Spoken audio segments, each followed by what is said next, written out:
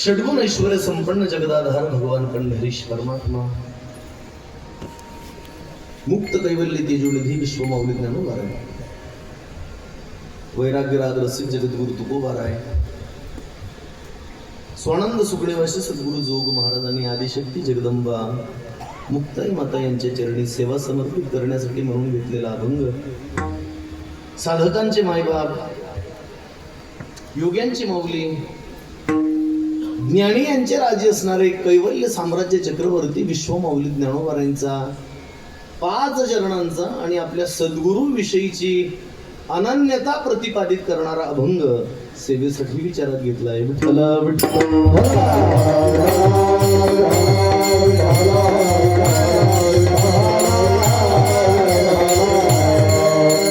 अभंगावर काही सगळं वाकड बोलण्यापूर्वी अल्पसा परिहार द्यायचा तोसा की भगवान श्री कपिलेश्वरांच्या या पवित्र दरबारामध्ये आपल्या या कपिलेश्वरचे मठाधिपती आणि आपल्या सगळ्यांचं श्रद्धास्थान असणारे पूजनीय श्री नानांच्या गुरुपूजनानिमित्त संपन्न होणारा हा भक्ती उत्सव आणि त्यातील ही सेवा. विठ्ठल विठ्ठल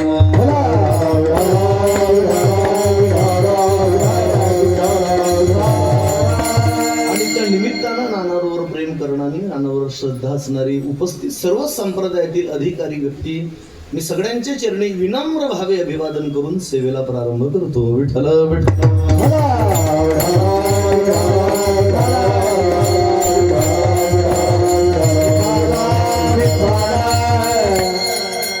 गुरुपौर्णिमेचा कार्यक्रम पूजनीय नानांच्या गुरुपूजनाचा हा उत्सव आहे. खरं म्हणजे भगवंत संत आणि संत वाङ्मय याच्या चिंतनामध्येच माणसाच्या जीवनाची इति कर्तव्यता आहे. हा परिपाठ संबंध महाराष्ट्रामध्ये ज्यांनी या भागातून घडवून दिला, ज्यांच्या छत्रछायेखाली आपल्या सगळ्यांचा जो परमार्थ आहे तो अतिशय सुसंबद्धतेनं चाललाय, अतिशय सुविद्यपणानं ज्यांच्या छत्रछायेखाली हा आपला सगळ्यांचा परमार्थ सुरू आहे, त्यांच्या ऋणातून उतराई होण्याचा आजचा दिवस. आजचा कार्यक्रम म्हणजे काय तर पूजनीय नानांविषयी आपल्या अंतःकरणामध्ये असणारी श्रद्धा, त्या श्रद्धेच्या प्राकट्यकरणाचा अर्थात त्या श्रद्धेच्या कृतज्ञतेचा दिवस म्हणजे आजचं नानांचं गुरुपूजन. विठ्ठल विठ्ठल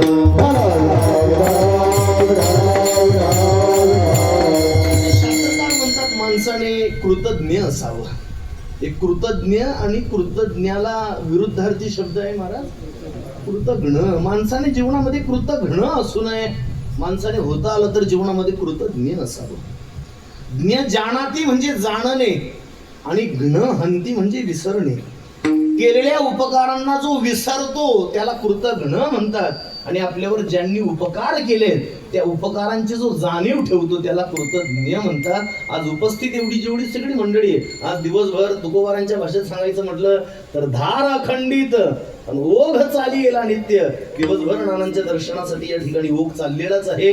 आज दिवसभरात किंवा आतापर्यंत उपस्थित सगळीच मंडळी यांनी नानांविषयीची कृतज्ञता या ठिकाणी व्यक्त केली आहे. माणसाने कृतज्ञ असावं. सांगू जो कृतज्ञ असतो ना, शास्त्रकारांनी त्या कृतज्ञाची इतकी वंचना केलेली आहे. महाभारतातला प्रसंग आहे, धावता सांगेन. ज्या वेळेला धर्मराज युधिष्ठिर स्वर्गात गेले, कृतज्ञाला शास्त्रकारांनी सुद्धा जवळ केलेलं नाहीये. माणसाने कृतज्ञ असलं पाहिजे. धर्मराज युधिष्ठिर ज्यावेळेला स्वर्गात गेले त्यावेळेला यमराजाने त्यांना विचारलं, म्हणे महाराज तुम्ही फक्त एकदा खोटं बोलले म्हणून तुम्हाला नरकात काही जावं लागणार नाही, पण एकदा खोटं बोलल्याचा दोष, त्यामुळे तुम्हाला नरकाचं दर्शन तेवढं करावं लागणार आहे. आणि म्हणून मी तुम्हाला असं म्हणतो, यमराज धर्मराज युधिष्ठिराला म्हणताय की एकदा तुम्ही खोटं बोलले त्यामुळे तुम्हाला नरकाचं फक्त दर्शन करायचंय, तर मग आधी तुम्ही स्वर्गात राहून दिव्य भोग भोगू इच्छितात आणि नंतर सगळं संपल्यानंतर नरकाचं दर्शन करायचं का आधी नरकाचं दर्शन करून येणार आणि मग स्वर्गाचे? हे सगळ्यांना विचारत नाही बरं. धन्यवाद, तुम्हाला कळतंय याचा मला आनंद आहे. हे धर्मराज युधिष्ठिरांना म्हणून विचारलं यमराजाने, कारण ते यमराजाने हे धर्मराज, म्हणून यमराजाने धर्मराजांना विचारलं, म्हणजे महाराज एक पाप तुमच्याकडून नरो वाकुंजरा बहुश्रुत मंडळी आहे, कल्पना आहे तुम्हाला सगळ्यांना, ते त्यामुळे तुम्हाला एकदा नरकाचं दर्शन तेवढं करावं लागणार. मग आधी काय करतात? धर्मराज युधिष्ठिराने अतिशय शालीनतेनं यमराजाला सांगितलं म्हणे महाराज मला स्वर्गाचे भोग भोगण्याच्या आधी नरकाचं तेवढं आपण दर्शन करू म्हणून यमराज निघाले. यमराजाने आपले काही सेवक सोबत घेतले आणि धर्मराज युधिष्ठिरांना नरकाचं दर्शन घडवावं म्हणून नरक दाखवत दाखवत दाखवत पुढे जात असताना पुढे गेल्यानंतर धर्मराज युधिष्ठिराला असं दिसलं की काही माणसांची प्रेत पडलेली आहेत, काही जिवंत आहेत, काहींचं पोट फाटलेलं आहे, काहींचं मुंडकं तुटलेलं आहे, काहींचा डोळा फुटलाय, काहींचं तोंड फुटलेलं आहे. असे नाना तऱ्हेने दुःखामध्ये विवडत असणारे लोक धर्मराज युधिष्ठिरांना त्या नरकामध्ये दिसली. धर्मराज युधिष्ठिर जसे पुढे गेले तसं त्यांना दिसलं की काही माणसांची प्रेत ही कोल्ह्या कुत्र्यांना खाण्यासाठी टाकून दिली होती. हिंस्र पशु अगदी त्यांच्यावर ताव मारून ती प्रेत खात होती. पुढे गेल्यानंतर धर्मराज युधिष्ठिराच्या लक्षात आलं की काही हिंस्र पशु पक्षी जवळ जायचे, त्या प्रेतांच्या आसपास फिरायचे, पण काही प्रेतांना नुसतं जवळ जाऊन ते काय म्हणतात त्याला नाही ना, अजून एक शब्द आहे त्याला ग्रामीण भाषेत तुमच्याकडे म्हणायला एकदम आपलं. असे बरेच लोक सुंगे असतात काही काही, ते सुंगतात सगळं इकडे तिकडे इकडे तिकडे इकडे तिकडे सुंगत सुंगत येतात फिरून फारून कपालेश्वरच विठ्ठल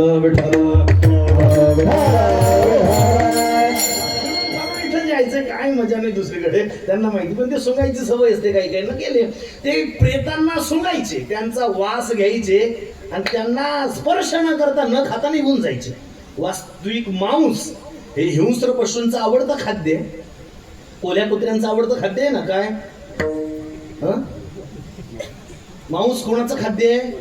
कोल्ह्या कुत्र्यांचं. बरेच कुत्रे खातात. मी 4 पायाचे म्हणालोय विठ्ठल विठ्ठल.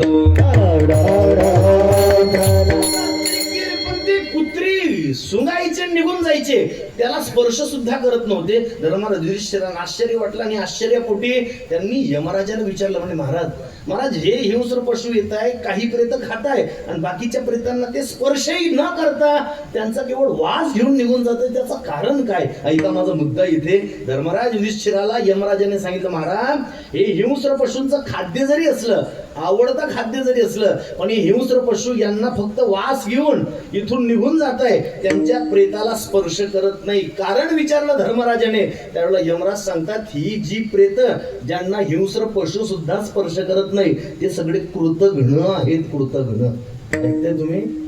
कृतघ्नाला महाभारत सांगतं कृतघ्नाला हिंस्र पशु सुद्धा स्वीकार करत नाही. कृतघ्न हा सर्वथैव निंदनीय अशा प्रकारचं आहे. आणि म्हणून माझी विनंती आहे माणसाने जीवनात होताच आलं तर कृतघ्न होण्यापेक्षा कृतज्ञ व्हा. आणि आपण सगळी कृतज्ञ मंडळी आज कृतज्ञता व्यक्त करण्याकरता इथं जमले.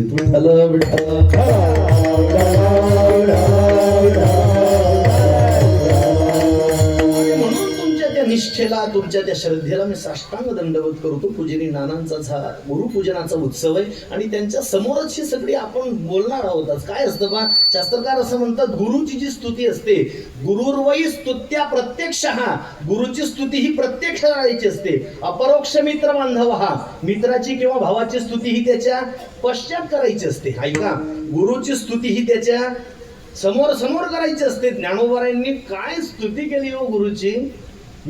तुम्ही ज्ञानेश्वरीचे उपासक आहात, जाणकार आहात, मला सांगा संबंध ज्ञानेश्वरीमध्ये पांडुरंगाचं नाव आहे एका ठिकाणी तरी आहे? विठ्ठलाचं नाव आहे? पण असा ग्रंथ दाखवा, असा मला श्लोक दाखवा की ज्या श्लोकावर विवेचन करत असताना, विवरण करत असताना किंवा गीतेतला ज्ञानेश्वरीतला असा एखादा अध्याय दाखवा की ज्या अध्यायामध्ये ज्ञानोबारांनी श्री गुरु निवृत्तीनाथांचं वर्णन केलेलं आहे. प्रत्येक अध्यायामध्ये श्री गुरु निवृत्तीनाथांचं वर्णन ज्ञानोबारांनी केलंय का?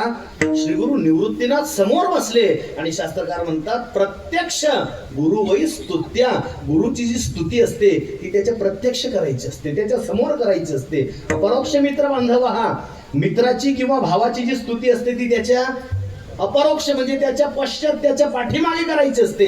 आपला जो दास असतो, आपला जो सेवक असतो त्याची स्तुती काम झाल्यानंतर करायची असते.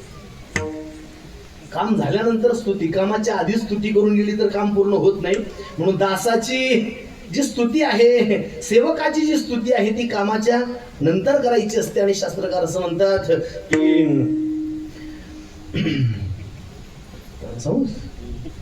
मुलाची आणि पत्नीची स्तुती कधीच करायची नसते. विठ्ठल विठ्ठल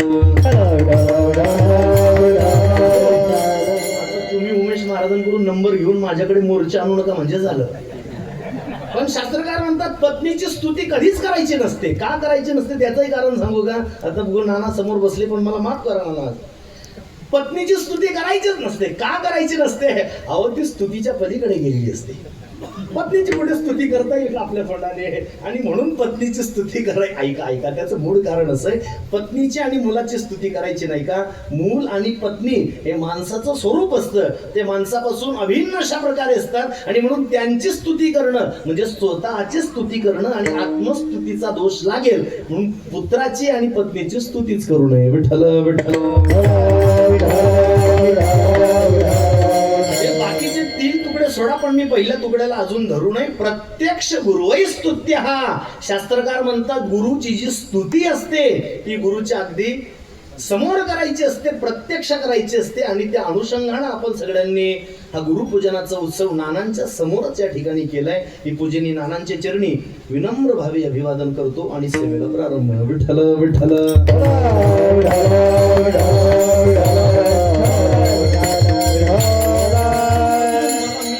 जाणारच आहे पण मला 1-2 गोष्ट अजून क्लिअर करायची. का कोणी म्हणेल कशा करता हा उत्सव गुरुपूजनाचा, काय गरज आहे या गोष्टीची? तर त्याचं उत्तर सांगतो, लक्ष द्या. हे पहा आपला संप्रदाय असा आहे, आपल्या संप्रदायामध्ये जशी देवाची सेवा केली जाते तशी साधूची सुद्धा सेवा करणार आपला संप्रदाय. लक्ष द्या. जसे आपल्या संप्रदायामध्ये देवाचं चिंतन केलं जातं तसं संतांचं चिंतन करणार आपला संप्रदाय. जसे देवाचे उत्सव साजरे केले जातात तसे साधूचे सुद्धा उत्सव साजरे करणार आपला संप्रदाय आहे. देवाचं जसं चिंतन आहे तसं साधूचं चिंतन आहे. देवाचं जसे उत्सव आहे तसे साधूचे सुद्धा उत्सव आहे. आणि तुकोबाराय तर पुढे जाऊन म्हणतात देवाला त्याच्या सेवेपेक्षा त्याच्या भक्तांची केलेली सेवा अधिक आवडते. तुका म्हणे देवा त्यांची केल्या पावे सेवा त्यांची केल्या पावे सेवा त्यांची केल्या पावे सेवा त्यांची केल्या. तुका म्हणे देवा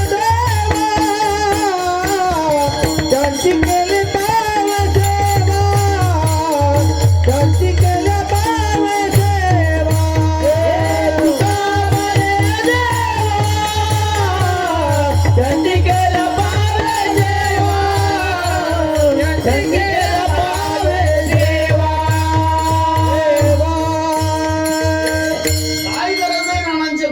उत्सवाचा असा जर कोणी प्रश्न केला तर त्याच्याकरता उत्तर म्हणून घरी येऊन जा.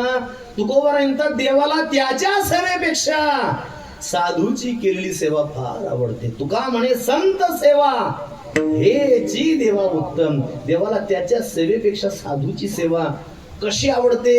1-2 मिनिटात भागवताचा दृष्टांत समोर पुढे चालतो. मुद्दा माझा लक्षात राहू द्या.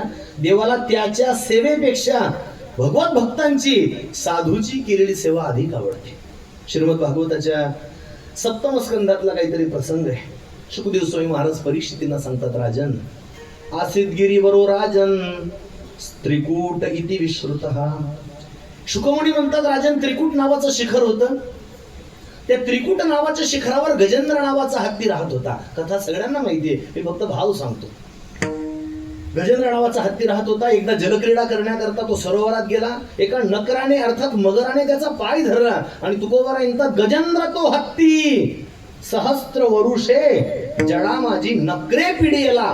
1000 वर्ष युद्ध चाललं त्यांचं. सगळेजण गजेंद्राला सोडून जाऊ लागले आणि एक जण गजेंद्राला सगळे सोडून जाता या. महाराज म्हणतात अंतकाळात त्या परमात्मेशिवाय तुका म्हणे तुला सोडविना कोणी. एका चक्रपाणी वाचुनिया. अंतकाळात परमात्मेशिवाय कोणी सोडवत नाही. कोण सोडवत नाही? तुकोबारायांनी याच भंगात, मी मगाशी जे म्हणालो ना आता प्रमाण, याच भंगात वरच्या 2 चरणांमध्ये तुकोबारायांनी यादी दिली आहे. महाराज म्हणतात त्या परमात्मेशिवाय सोडवत नाही. कोण सोडवत नाही? ऐका. सोडविना राजा देशीचा चौधरी देशीचा चौधरी देशीचा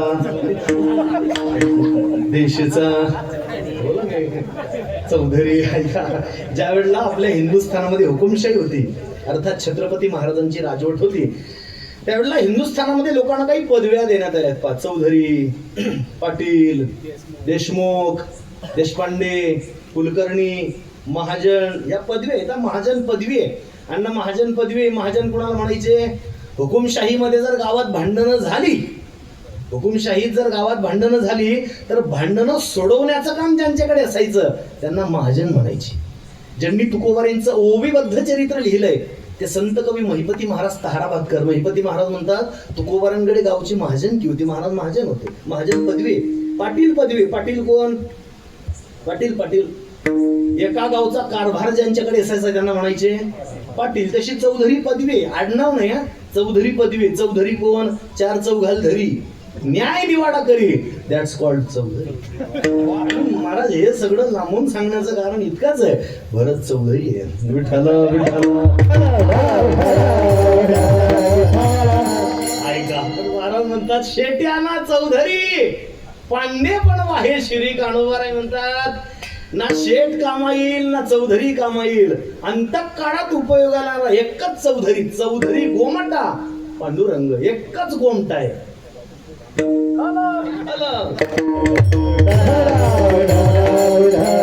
तो एक चौधरी परमात्म्याशिवाय परमात्मा तोच अंतकाळात उपयोगाला. तो गजेंद्राच्या लक्षात आलं. गजेंद्राने फुल फेकलं, देवाला अडवलं, देव आले. माहिती ना सगळ्यांना.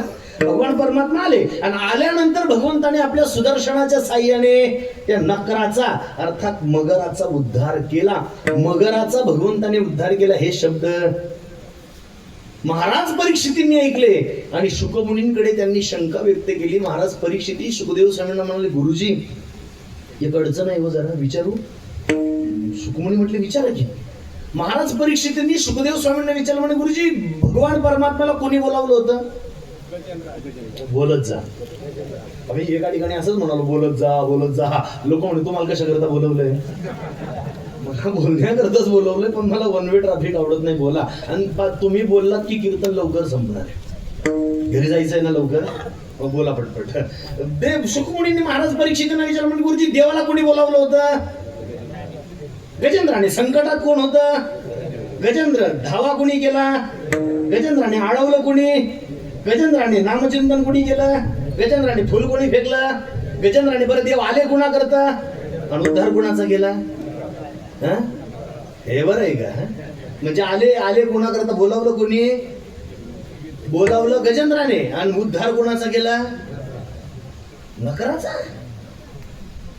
म्हणजे अगदी मोकळं सांगू का, मला माफ करा, यांनी निवडणुकीच्या तोंडावर पक्ष प्रवेश करावा आणि तुम्ही लगेच त्यांना तिकडे देता. तुम्ही का सतरंजा उचलता का? विठ्ठल विठ्ठल. आता किती दिवस करणार ते? झालं. गजेंद्राने. ते महाराज परीक्षितींनी शंका व्यक्त केली. म्हणे गुरुजी मला जरा अडचण आहे, शंका आहे माझी. म्हणे बोला. ते म्हटले देवाला बोलावलं कोणी? गजेंद्राने. संकटात गजेंद्र आहे, मग देवाने आधी उद्धार कुणाचा केला पाहिजे होता? कुणाचा? कुणाचा केला?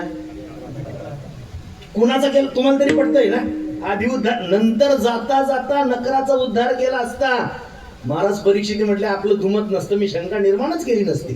जाता जाता त्यांनी परीक्षितीचा याचा गजेंद्राचा नकराचा उद्धार केला असता काही अडचण नव्हती. पण त्यांनी उद्धार आधी गजेंद्राचा केला पाहिजे होता. त्यांचा क्रम चुकला असं वाटत नाही का तुम्हाला? 8:30 वाजता येता आणि आधी म्हणता जेवायला द्या. पहिले कीर्तन कर, नंतर जाता जाता जेवायचं, मग 8ला यायचे. म्हणजे असा क्रम. आधी आले कशा करता? जेवायला. कीर्तनाला आले ना, मग ज्याच्या करता आले ते असं ना. मग पटतंय ना तुम्हाला? हो म्हणताय. म्हणजे ज्याच्या करता आले ते आधी करा ना. म्हणजे बोलावलं कोणी? गजेंद्राने. उद्धार मगराचा केला. हे काय मला विसंगत वाटतं जरा. महाराज परीक्षितींना शुकमुनींनी इतकी सुंदर संगती लावून दिली. भागवत भास्कर पूजने डोंगरेचे महाराज गोड सांगायचे ऐका. शुकमुनी महाराज परीक्षितींना सांगतात राजन भगवान परमात्मा गजेंद्रा करताच आले हो. मग त्यांनी विचारलं उद्धार मगराचा का केला? सांगतो ना. भगवान परमात्मा गजेंद्रा करताच आले, पण गजेंद्रासाठी आलेल्या भगवंताने आधी मगराचा उद्धार केला का? भगवान परमात्मा जसे प्रकट झाले ना तिथे, परमात्म्याने प्रकट झाल्यानंतर तिथलं सगळं दृश्य पाहिलं आणि ते वातावरण पाहून परमात्मा इतके प्रमोदित झाले, इतके आनंदित झाले. तिथे भगवंताला असं दिसलं की या मगराने गजेंद्राचा पाय धरला होता. ऐकताय ना? मगराने गजेंद्राचा पाय धरलाय, मगराने गजेंद्राचा पाय धरला, हे दृश्य देवाने पाहिलं आणि भगवान परमात्मा इतके प्रसन्न झाले. भगवान म्हटले गजेंद्र आपला भक्त आहे, त्याने बोलावलंय, त्याचा उद्धार तर करायचाच करायचाय. तो आपला भक्त आहेच, त्याने आपल्याला बोलवलंय, त्याचा उद्धार तर करायचाच करायचाय. पण आधी उद्धार नकराचा केला का? प्रभू म्हणतात गजेंद्र माझा भक्त आहे आणि या मगराने माझ्या भक्ताचे पाय धरले. भगवान म्हणतात जे माझ्या भक्ताचे पाय धरतात, पहिले उद्धार त्यांचा, नंतर भक्ताचा. विठ्ठल विठ्ठल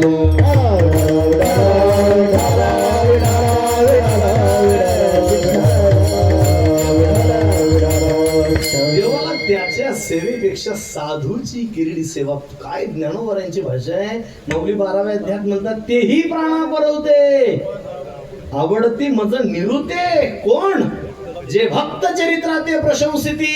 ज्ञानोबरांत जे माझे भक्ताचे उत्सव करतात ना, जे भगवान भक्तांचे उत्सव करतात, देव म्हणतात ते मला प्राणापेक्षा सुद्धा जास्त आवडतात आणि आपण देवाला आवडावं म्हणून नानांचा उत्सव. विठ्ठल विठ्ठल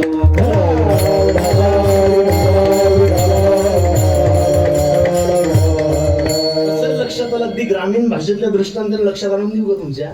देवाला त्याच्या सेवेपेक्षा भक्तांची साधूची सेवा कशी आवडते. काय झालं ते एका सासूने आपल्या सुनीला सांगितलं, शास्त्रामध्ये तक्र स्नुषा आणि आई सांगितलं. तक्र स्नुषा, तक्र म्हणजे ताक आणि स्नुषा म्हणजे सोन. सून म्हणजे ते इंग्लिश मधलं सून नाही. सून हीच आपली सासू मांडते, ती आपला सासू सोबत येते दृष्टांतामध्ये, ती सून सासूतली. तक्र स्नुषा न्याय शास्त्रानं सांगितलं. काय झालं एका सासूने आपल्या सुनीला म्हटलं पोरी ते अमक्या म्हातारीच्या घरी जाऊन तिच्याकडून ताक घेऊन ये. ते आपल्या हातात भांड घेतलं, ताक घ्यायला गेली. जिच्या घरी ताक घ्यायला गेली त्या बाईला म्हातारपणात मुलगा झाला होता, उतार वयात मुलगा झालेला, 1.5 वर्षाचं पोरग. एवढीच पॅन्ट पोराने घातलेली, ओट्यावर बसलाय आणि दोन्ही कार्यक्रम त्याने जागेवर ओळखले होते. दोन्ही म्हणजे लहान मुलांना संस्कृत मध्ये शिशु म्हणतात. शिशु काय शिशु म्हणतात माहिती का महाराज? ज्याला शी आणि शू कुठे करावे हे कळत नाही त्याला म्हणतात शिशु. दोन्ही कार्यक्रम मुलाने तिथंच ओळखले होते. त्याच्या नागपूरचा तोंडापूरशी संगम झाला होता आणि तिथला सगळा प्रवाह ब्रह्मगिरीवर वाहत होता. बिभत्सावस्थेत बसलाय पोरग, घाणीत बसलं होतं. तिथंच त्याची लग्बीन ते सगळे चिवडत बसलं. हे आपली ताक घेण्याकरता त्या घरात गेली. घरात जात असताना त्या मुलाकडे पाहिलं, ते घाणीतलं बरोबर नाकतोंड मुरडलं आणि आज जाऊन त्या मुलाच्या आईला म्हटली बाई पोरग तुमचं आहे का? ते म्हणजे का? काय म्हणजे किती गाड्या इथे त्याचं ते शंभूडने शिन कसं तुम्हाला त्याच्याकडे सगळं. ते मुलाचे म्हटलं शहाणे त्याच्या घरात आली इथे सांग. ते म्हणजे काय नाही जरा मला ताक पाहिजे. हे म्हणे घरी जा ताक नाही. म्हटले ताक आहे ना, तुम्ही घरी जा म्हणते ना, ताक नाही. रिकामी काढून दिली. ही घरी आली. घरी आल्यानंतर सासूने विचारलं म्हणलं का ताक नाही आणलं? ते म्हटले आता विनाकारण पाठवलं, ताकच नाही त्यांच्याकडे. आता आपल्या घरचा कार्यक्रम कसा आहे सासू चांगला माहित होता. ही फाटक्या तोंडाची होती. कोण? सोन म्हणता का? घरी जायचं नाही वाटतं. हे फाटक्या सासूला चांगला माहित होतं. सासू म्हटली का ग काय आगाऊपणा करून आली का तिथे? काही बोलली का? ते म्हटली बोलली काय नाही, फक्त मी विचारलं. ते पोरग ओट्यावर बसलं होतं आणि ते सांग म्हणे भांड. सासूच्या सगळा प्रकार लक्षात आला. तिच्या हातचं तेच भांड घेतलं आणि त्याच घरी सासू ताक घ्यायला गेली. ते पोरग लक्षात आहे का तुमच्या? कोणतं? त्याचं काम आहे आपल्याला इथं. ही घरात जाता एकटी नाही गेली. ते पोरग जसं बसलं होतं तसं मुद्दे मला सकट उचललं, कडेवर घेतलं, घरात गेली आणि मुलाच्या आईला म्हटली गंगे लाज नाही वाटत तुला? नवसं सायसं करून लोकांना परवत नाही. काय करतात लोक, कुठे कुठे जातात माहितीये तुला? ती भावनगरची म्हातारी मेली का? मेली का? तुझ्या दरवाला बाबा मेला. बरोबर. अगं काय करतात लोक, कुठे कुठे जातात. तुला एवढा गोंडस पोरगा देवानं दिला आणि तुला त्याची बोलता म्हातारीने आपल्या पदरात त्याच्या नाकातला सगळा मसाला उडून घेतला. त्याचं तोंड पुसलं. पोरगा हसायला लागलं. मुलाची आई ती म्हातारी म्हटली पोरे अगं आपल्या अख्ख्या बागलान तालुक्यात याच्या इतकं गोड पोरगा आहे का कोणाचं? 2 कामं कमी करत जा आणि जरा मुलाकडे व्यवस्थित लक्ष ठेवतात. किती गोड पोरग तुझं, कसं बोलतं, कसं हसतं, कसं दिसतं. मुलाची आई जाम खुश झाली. मुलाची आई म्हातारीला म्हणाली आत्या तुम्ही पहिले आत्या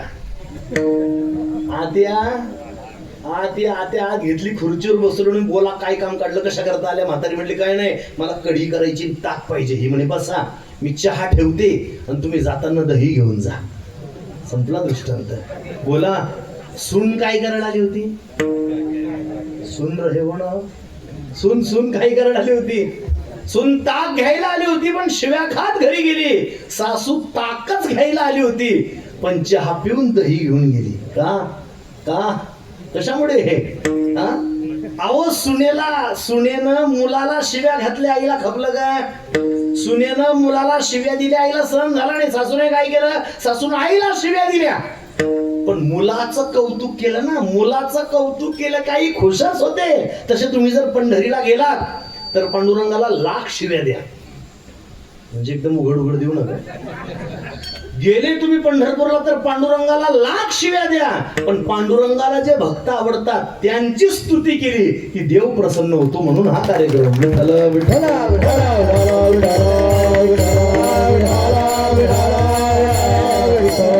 आपल्या सगळ्यांचे सद्गुरू असणारे गुरु दावे वाटा येऊन विवेक तीर्थ तटा धोणी आमडकटा बुद्धीचा जेणे ज्यांनी आपल्या सगळ्यांच्या बुद्धीवर आलेला गंज काय त्याला ग्रामीण भाषेत बोलू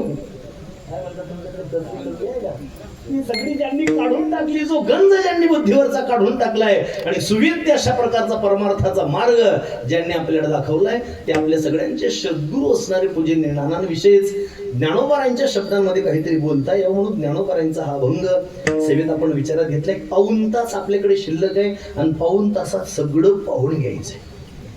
कोणी म्हणेल पाऊण तासात कीर्तन करता येतं का तर क्लिअर करून देतो. पाऊण तासात कीर्तन करता येतं. 40 मिनिटात कीर्तन करता येतं आणि 40 मिनिटात कसं कीर्तन करतात याच्या मी आळंदीला 4 वर्ष परीक्षा दिली. म्हणजे आमच्या जोग महाराज वारकरी शिक्षण संस्थेमध्ये कोजागिरी नंतर ज्या कीर्तन परीक्षा सुरू होतात 4थ्या वर्षाच्या त्या कीर्तन परीक्षेकरता वेळ असतो 40 मिनिटाचा. आणि महाराज 40 मिनिटात सगळं कीर्तन करून दाखवावं लागतं चाली सकट. आज तर आपली चाल झाली आहे आणि खरं म्हणजे चालच अशी झाली आहे मी कीर्तन नाही केलं तरी चालेल. म्हणजे मला वाटतंय असं नाही महाराज ऐकणाऱ्यांपैकी बऱ्याच जाणकार लोकांच्या मनात डुलत होत्या. चाल गोड झाली मी कीर्तन करण्याचं काही काम नाही फक्त लांबून पेट्रोल नाही करण्याचं काय ऐकावं थोडी गंमत पण नाही महाराज सुंदर चाली सकट 40 मिनिट असतात. आज चाल वगळता 40 मिनिट शिल्लक आहे. मी तिथं परीक्षा देऊन आलोय आणि तुमच्या सगळ्यांच्या आशीर्वादानं मी ती परीक्षा पास झालोय. तिथं परीक्षा देऊन आलोय. आज पूजनी नानांसमोर परीक्षा समजून परीक्षेचं 40 मिनिटाचं कीर्तन त्यांच्या चरणी अर्पण करतो. विठ्ठल विठ्ठल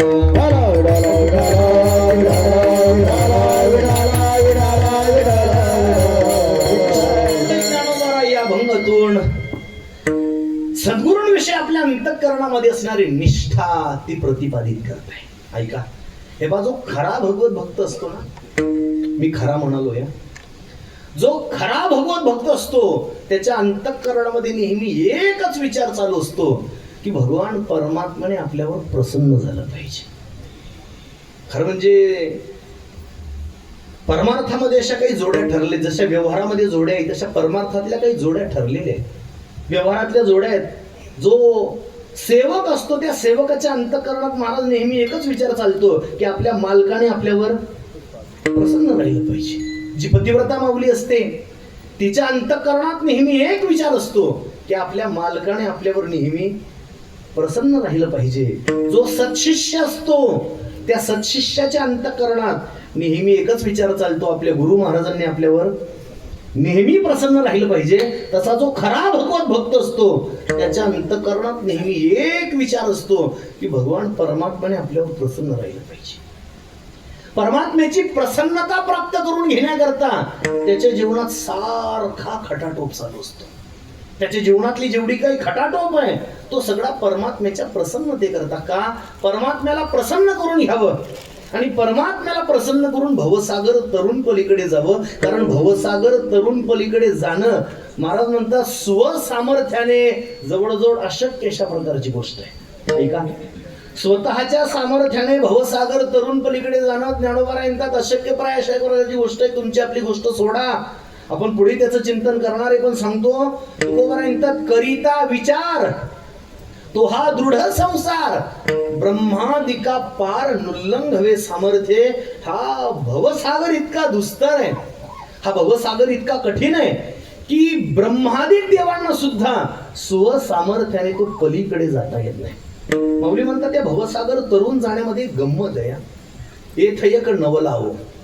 माऊली म्हणतात एक आश्चर्याची गोष्ट आहे भवसागर तरुण जाण्याच्या बाबतीत. कशी? येथ एक नवलावो जो जो की जे तरणो पावो तो तो होय आपा. माऊली म्हणतात या भवसागर तरुण जाण्यात माणूस जेवढे काही तरुणोपाय करतो, जेवढे उपाय करतो ना, ते सगळे अपाय ठरतात. तुकोबाराय म्हणतात सुटायाचा काही करीतो उपाव तो हे देखे पाव गोवेले. ती दलदल माहिती तुम्हाला? दलदल ऐकली असेल ना? दलदल ती चिखलाची, रेतीची, वाळूची दलदल असते. त्याच्यातून माणूस जेवढा बाहेर निघण्याचा प्रयत्न करतो ना, बाबा ते तसे आत खेचला. एखादा दोऱ्याचा गुंताडा असतो, तो गुंताडा झालेला महाराज, तो दोऱ्याचा गुंताडा माणूस जेवढा उलगडण्याचा प्रयत्न करतो, तो उलगडत नाही, तो पुन्हा गुंतत जातो. माऊली म्हणतात भवसागराच्या बाबतीत तसाच आहे. स्वतःच्या सामर्थ्याने माणूस जेवढा बाहेर सुटण्याचा प्रयत्न करतो, तेवढा या भवसागरामध्ये आत खेचला जातो, आत खेचला जातो. स्वसामर्थ्याने भवसागर भरून पलीकडे जाणं सगळ्यांकरता अशक्य प्रायश्चित्ताची गोष्ट आहे. का? तर त्याचं कारण तुकोबाराय सांगतात. महाराज म्हणतात भवसागर तरुण पलीकडे जाण्याकरता जे बळ लागतं ना, ऐसे नाही बळ कोणापाशी.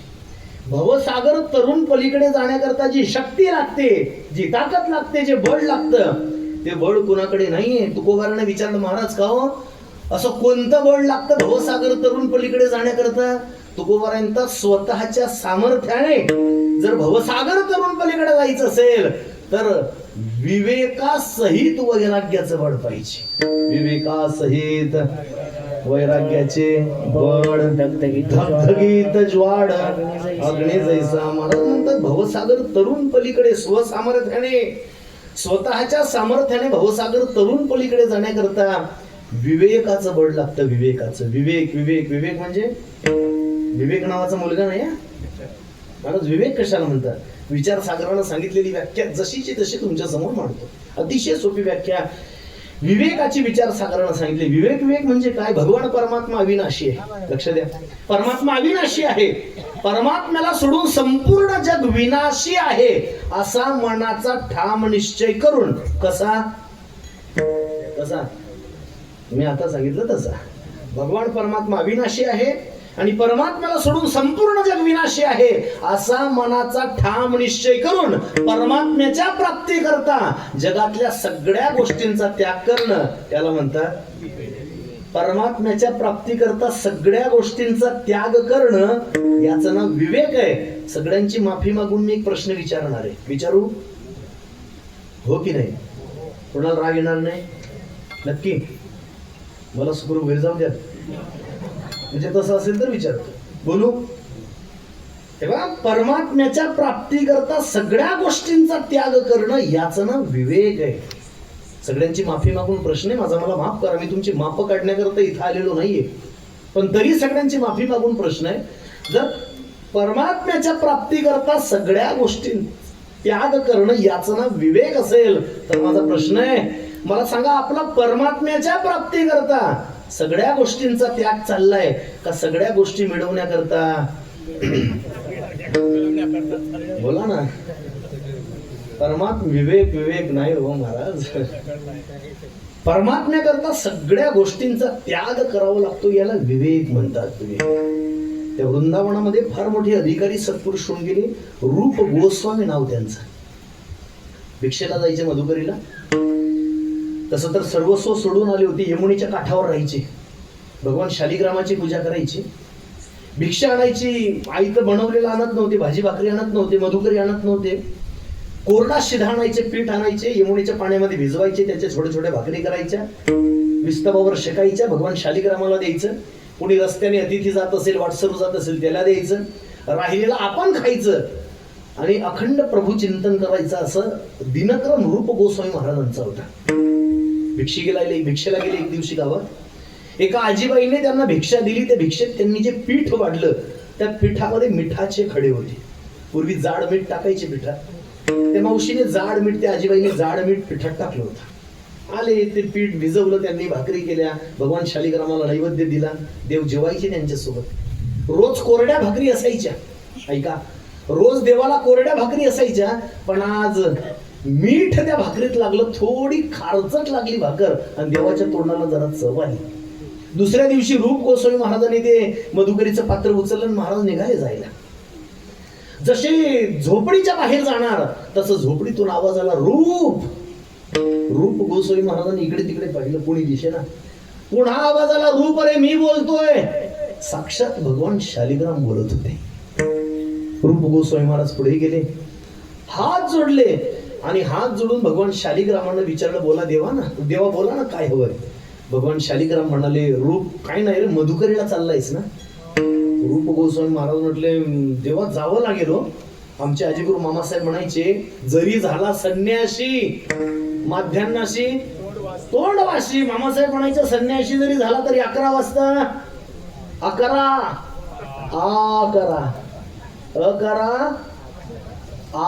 11 वाजता बरोबर माणसाचं तोंड आ होता. सकाळी तोंड आच होता. जांभळ्यांचे 2 प्रकार असतात, जे जांभळे येतात त्यांचे 2 प्रकार, काही झोपेचे असतात आणि काही भुकेचे असतात. सकाळी 11 वाजता जे येतात त्या भुकेच्या असतात, आणि आता तुम्हाला जे येतील थोड्या वेळाने त्या नाही, मी त्याच्या हातात आवडणार, त्या झोपेच्या असणार आहे. ते आ होतच, माणसं आपसूक तोंड आवत, इच्छा नसली तरी. रूप गोस्वामी महाराज म्हटले, तेव्हा जावं लागणार. मी जर मधुकरीला नाही गेलो तर पोटात काही नसणार आहे, आणि पोटात काही नसणार तर तुमचं भजन कसं होणार आहे. त्याकरता काहीतरी पोटात पाहिजे, देवा मला जावं लागणार आहे. नको जाऊ का. भगवान शालिग्राम म्हणाले, जाऊ नको असं म्हणतोय का मी, जा, पण एक काम करशील का. रूप गोस्वामी महाराज म्हटले, बोला ना देवा. ऐका, भगवान शालिग्राम म्हणाले, रूप, अरे येताना आज मधुकरीत थोडं तूप आणशील का, तूप. रूप गोस्वामी महाराजांनी विचारलं, देवा तूप कशा करता. देव म्हटले, काय नाही, ते रोज कोरड्याच भाकरी खात होतो ना, काल जरा मीठ निघालं भाकरीत, थोडी चव आली तोंडाला, खारचट. ते रोज कोरड्या भाकरी असतात, एखाद दिवशी तुपाचं मोहन असलं, मोहन माहितीये, मोहन ते बट्टी वगैरे तुमच्याकडे आहे का प्रकार तो बट्टीचा. ती बट्टी वगैरे करताना त्याच्यात तुपाचं तेलाचं मोहन दिलं जातं, ते नरम होण्याकरता. अरे एखाद दिवशी तुपाचं मोहन असलं की जरा वर असतं, तूप आणशील का. तूप शब्द रूप गोस्वामी महाराजांनी ऐकले आणि देवावर भांडणाऱ्याच्या पवित्रात जणू काही चौतरल्यासारखे देवाला सांगतात, देवा हे आपल्या झोपडीतल्या काय असेल नसेल तर सगळं आवर आणि निघ इथून. भगवान शालिग्राम थरथर कापायला लागले, रूप अरे असं का बोलतोय. रूप गोस्वामी महाराजांनी सांगितलं, देवा ज्या तुझ्या प्राप्ती करता या सगळ्या गोष्टी मी मागे टाकून आलोय, फक्त कोरड्या भाकरी खाऊन तुझं चिंतन करतोय. सगळ्या गोष्टी तुझ्या प्राप्ती करता मागे टाकून आलोय, त्याच गोष्टी आज मिळवायला सांगतोय. आज तूप सांगितलं, उद्या दूध सांगशील, परवा दही सांगशील, भजन राहील बाजूला, आणि हे सगळं गोळा करत बसायचं का, जमणार नाही आपल्याला, निघेत होण. भगवान शालिग्राम थरथर कापताय आणि हात जोडून रूप गोस्वामी महाराजांना विनवताय, रूप अरे रोज देतो त्या कोरड्या भाकरी सुद्धा देऊ नको, पण मला तुझ्या झोपडीतून बाहेर जायला सांगू नको. याला विवेक म्हणतात. विठ्ठल विठ्ठल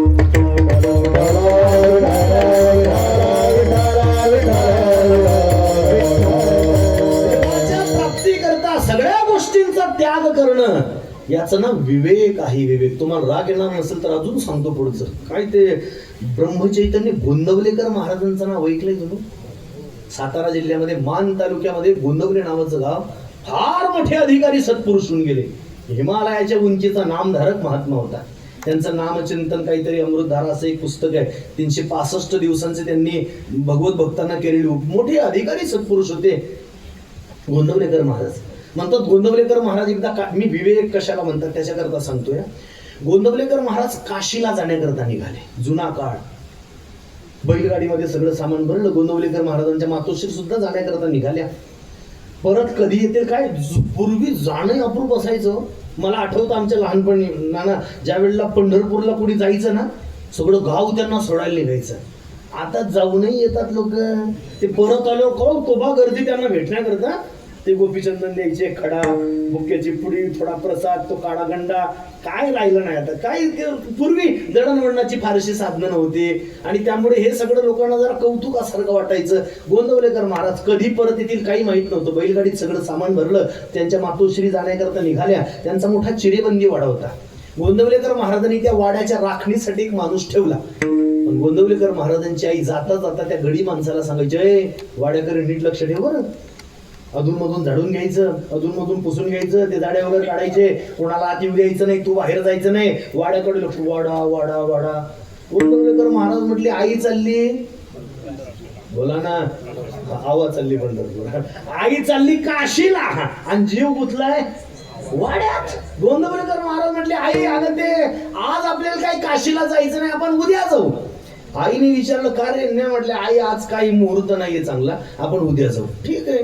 गोंदवलेकर महाराजांनी त्या दिवशी जाणं रद्द केलं आणि संध्याकाळी गावातली काही प्रतिष्ठित लोक बोलावली आणि गोंदवलेकर महाराजांनी आपला वाडा विक्री काढला. राहता वाडा, ज्या वाड्याच्या राखणी करता माणूस ठेवलेला तो वाडा त्यांनी विकायला काढला. का?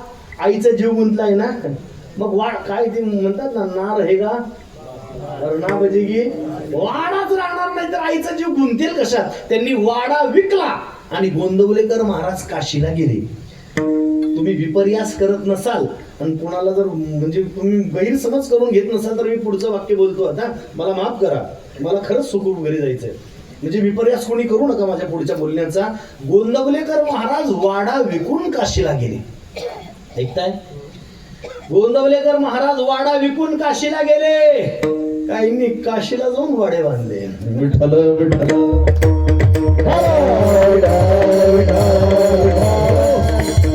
काशीला जाऊन म्हणण्यापेक्षा काशीला नेऊन विठ्ठल विठ्ठल. ऐका, संपला माझा विषय, संपला. विवेक विवेक कुठे विवेक? परमात्म्याच्या प्राप्ती करता सगळ्या गोष्टींचा त्याग करणं, याचं नाव विवेक आहे. आणि भवसागर तरुण पलीकडे जाण्याकरता बळ लागतं. कोणतं? विवेकाचं बळ लागतं. बोला ना, विवेक कुठे आहे? कुठे विवेकाचा? माफ करा मला, पण विवेक, वैराग्य हे 2-4 मोजकी महात्मे जर आता बोटावर मोजणे इतकी अशी काही महात्मे सोडली तर विवेक आणि वैराग्य या शब्दांना वैधव्य प्राप्त झाले. हो, विवेक वैराग्य विधवा झालाय. न जाणो कधी चांगली दिवस येतील यांना सौभाग्य प्राप्त होईल. विठ्ठल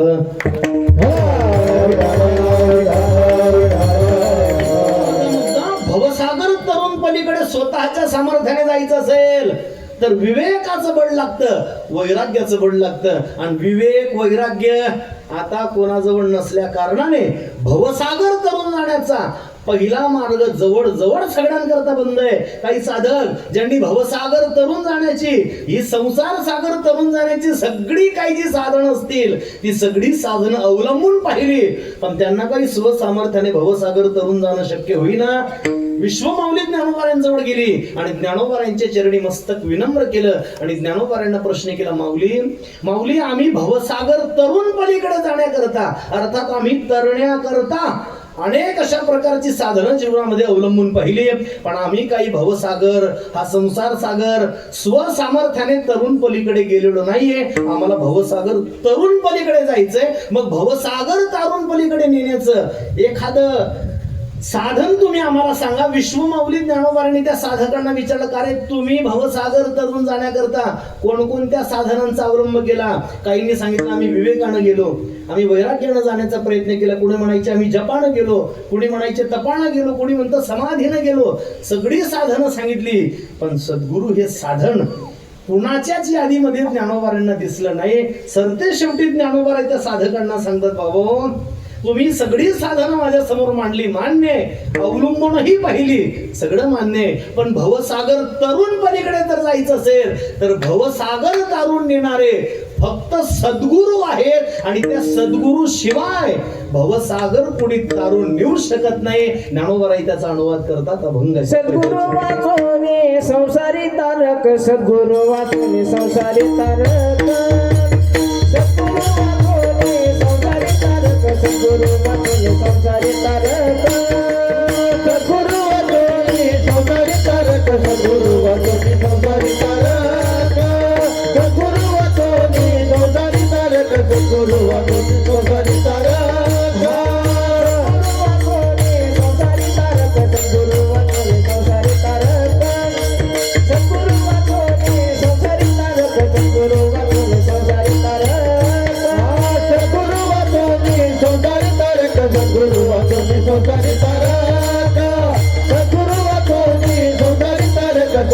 वाचोने संसारी तारक,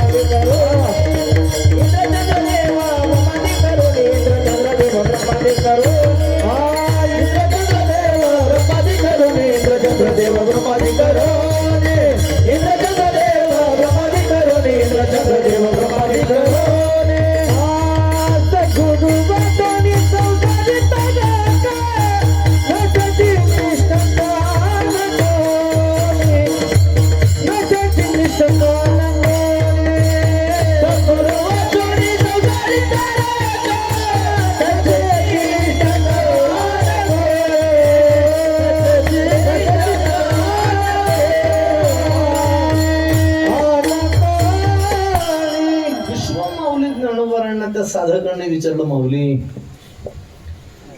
भवसागर तरुण जाण्याचे, संसार सागर तरुण जाण्याचे सगळे उपाय आम्ही करून पाहिले, सगळी साधना अवलंबली, पण भवसागर तरुण जाणं काही आम्हाला शक्य झालं नाही, जेणेकरून आम्ही हा संसार सागर तरुण पलीकडे जाऊ असं एखादं खात्रीचं साधन तुम्ही आम्हाला सांगा. ज्ञानोबारांनी त्यांची सगळी साधनं ऐकून घेतली आणि ज्ञानोबा त्यांना सांगतात, बाबा जर भवसागर तरुण पलीकडे जायचं असेल तर भवसागर तारून नेणारं एकच हमीच आणि खात्रीचं साधन आहे. कोणतं? सद्गुरु वाचुनी संसारी तारक नसेची निष्ठंक आन कोणी. ज्ञानोबारांत तुमचं सोडा, पण मज हृदय सद्गुरु जेने तारिलो हा संसार पुरू म्हणून विशेषत्यादरू. विवेकावरील ज्ञानोबारांत मज हृदय सद्गुरु तेने तारिलो हा संसार पुरू तेने तारिलो. त्याने तारलं, त्याने कोणी? माझ्या श्रीगुरूंनी. ज्ञानोबाराय म्हणतात मी तरलो, एकदा नाही ज्ञानोबाराय दोनदा सांगतात. कारण अध्यास आणि कार्य अध्यास दोनदा ज्ञानोबाराय म्हणतात मी तरलोय तरलोय. ज्ञानदेवा माने तरले तरलो, ज्ञानदेवा माने तरले तरलो, ज्ञानदेवा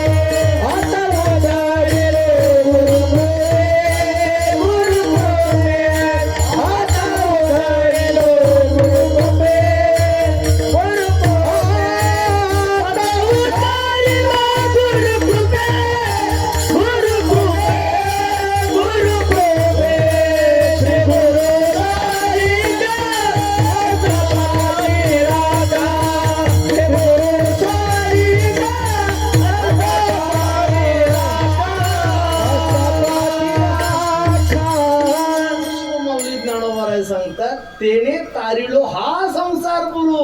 माऊली म्हणतात मी तरलो कोणामुळे? आता उद्धरिलो गुरु कृपे सद्गुरु वाचोनी संसारी तारक. पहिलं चरण झोपत आहे त्याचे कारण सांगतो. वैकुंठवासी प्राप्त स्मरणे श्रीगुरु माधव महाराज मगर. मी पाहिलेलं नाही, म्हणजे नानांनी माधव महाराजांना फार मोठे अधिकारी सत्पुरुष होऊन गेले माधव महाराज मगर. अजून सांगतो त्यांचा फार जवळचा परिचय.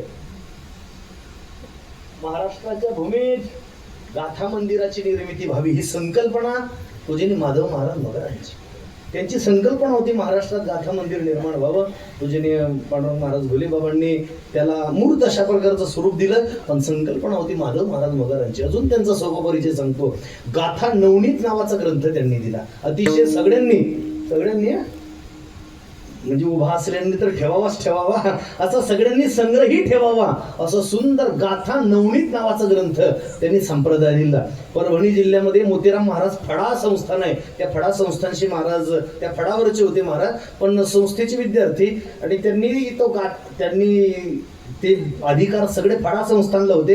पण मोतीराम महाराज फडा संस्थानने मोठं मन करून ज्यावेळेला जोग महाराजांची शताब्दी झाली 2020 मध्ये, त्यावेळेला 2020 मध्ये त्यांनी ते सगळे गाथा नवनीताचे प्रकाशनाचे अधिकार संस्थेला दिले, आणि संस्थेने त्या गाथा नवनीताची एक नवीन सुंदर आवृत्ती छापली. असा गाथा नवनीत ज्यांनी संप्रदायाला बहाल केला ते माधव महाराज मगर मोठे अधिकारी सत्पुरुष होते. माधव महाराज मगर म्हणायचे, पहिलं चरण ध्रुपद कधी असतं, ते म्हणायचे जर दुसऱ्या चरणामध्ये, ऐकून ठेवा, एखाद्या अभंगाच्या दुसऱ्या चरणामध्ये जर दृष्टांत आला, ज्या अभंगाच्या दुसऱ्या चरणामध्ये दृष्टांत येतो त्या अभंगातलं दुसरं चरण ध्रुपद म्हणून बाद होतं. या अभंगाच्या दुसऱ्या चरणात दृष्टांत आहे, राज याची कांता काय भीक मागे, दृष्टांत आला त्याच्यात, म्हणून तसं तर नानासाहेब आता मला करून, पण मी जो अभंग सेवेत विचारात घेतलाय परंपरेने त्याचंही ध्रुपद पहिलं चरण आहे. पण आता पडली हे रूढी, जगा परिचार चाली ते व्यवहार सत्य म्हणून दुसरं चरण जवळजवळ सगळ्यांच्या परिचयाचं आहे.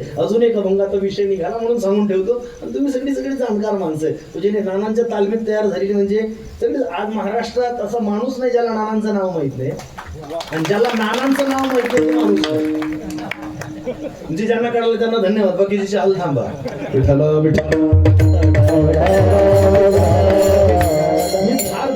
मी ज्यावेळेला पवन नगरला कार्यक्रमाला यायचो, मंडळी आली, नाना वगैरे सगळी ती मंडळी तिथली आलेली, मी तेव्हापासून म्हणजे फार त्याला बरीच, कोरोनाच्या आधीची गोष्ट आहे, 2015-16 पासून त्या पत्रिकेवर फोटो असायचा नानांचा आशीर्वाद आणि मार्गदर्शन म्हणून तिथला फोटो. तेव्हापासून म्हणायचो कपालेश्वर कुठे असेल, कपालेश्वर कसं असेल, बहुत दिवस होती माझा आस, आजी घडले साया सिरे. तर अगदी त्यांच्या चरणाजवळ त्यांची सेवा करण्याचा हा योग आहे. अजून फार जवळचा संबंध सांगतो.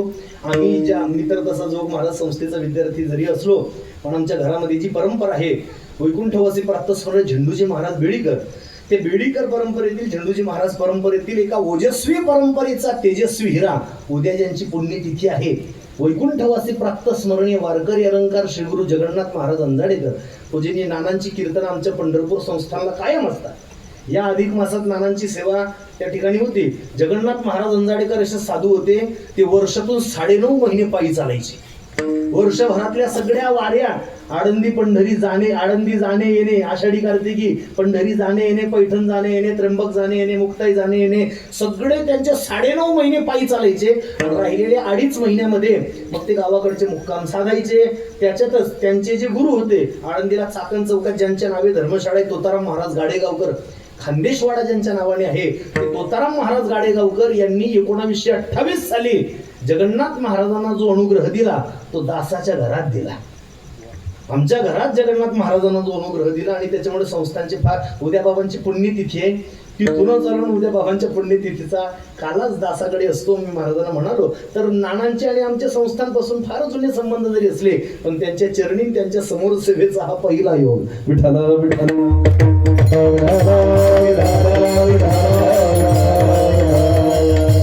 मी म्हणत होतो असं की पहिलं चरणीला ध्रुपद असतं. विश्वमाऊली ज्ञानोबारांना विचारलं, चला ज्ञानोबारांना प्रश्न केला, माऊली आम्ही सगळी साधना अवलंबून पाहिली, पण भवसागर तरुण पलीकडे जाणं, संसार सागर तरुण जाणं आम्हाला काही शक्य होत नाही. असं एखादं खात्रीचं आणि हमीचं साधन सांगा, ज्याने आम्ही संसार सागर तरुण पलीकडे जाऊ. ज्ञानोबाराय सांगतात, सद्गुरु वाचोनी संसार सागर तरुण पलीकडे जायचंय ना, मग या कपालेश्वरला अंकारा यांची शरणागती. विठ्ठल विठ्ठल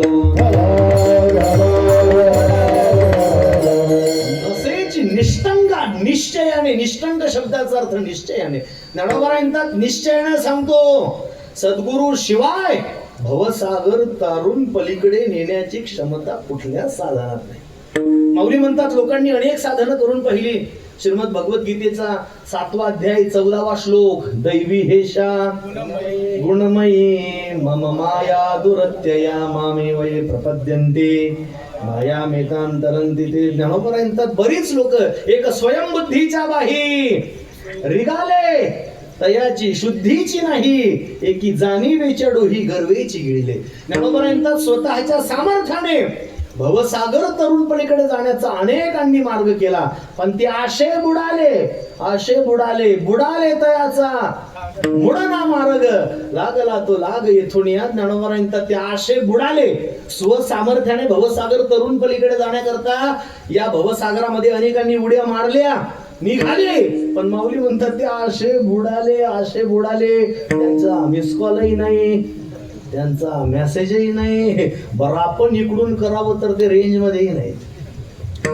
एकी स्वयंबुद्धीच्या बाहेर निघाले.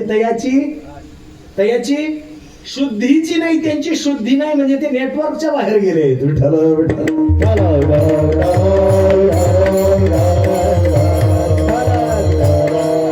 जोपर्यंत सद्गुरु हाताला धरून पलीकडे तारून नेत नाही तोपर्यंत संसार सागरात तरून जाणं दुष्कर अशा प्रकारची गोष्ट आहे. त्या परमात्म्याशिवाय कोणी तारून नेऊ शकत नाही. लोकांनी युक्तिवाद केला. ज्ञानोबरांना म्हणाले, माऊली अहो तुम्ही म्हणताय सद्गुरु शिवाय कोणी नेऊ शकत नाही, आमचे माय बाप बहीण भाऊ आहेत ना. ज्ञानोबराई त्यांची अवस्था सांगतात. माऊली म्हणतात, ऐका, माता पिता बंधू बहिणी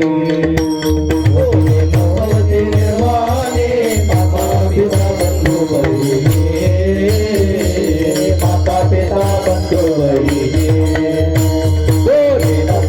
निर्वाणे, माता पिता बंधू बहिणी इष्ट मित्र स्वजन सुखाची मंडळी, इष्ट मित्र स्वजन इष्ट मित्र स्वजन सुखाची मांडणी, इष्ट मित्र स्वजन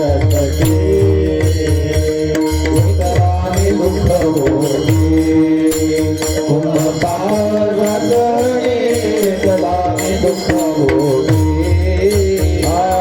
एकलामी दुःख होती कुंभकार एकलामी दुःख होती.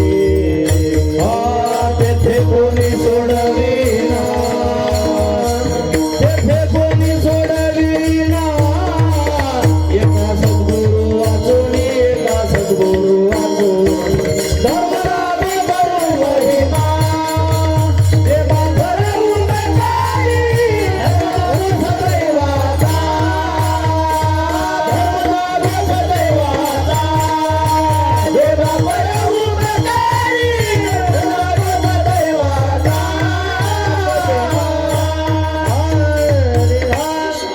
ज्ञानोबराय म्हणतात, ज्ञानोबरायांचाच आंधळा आहे पहिला. माऊलींना विचारलं, माऊली आता तुम्ही म्हणतात सद्गुरु त्यांच्याशिवाय कोणी निष्काम म्हणतात, निश्चयानं सांगतात सद्गुरु शिवाय कोणी तारून नेऊ शकत नाही, पण आमचे माय बाप बहीण भाऊ ज्ञानोबराय म्हणतात सब झुटा बता.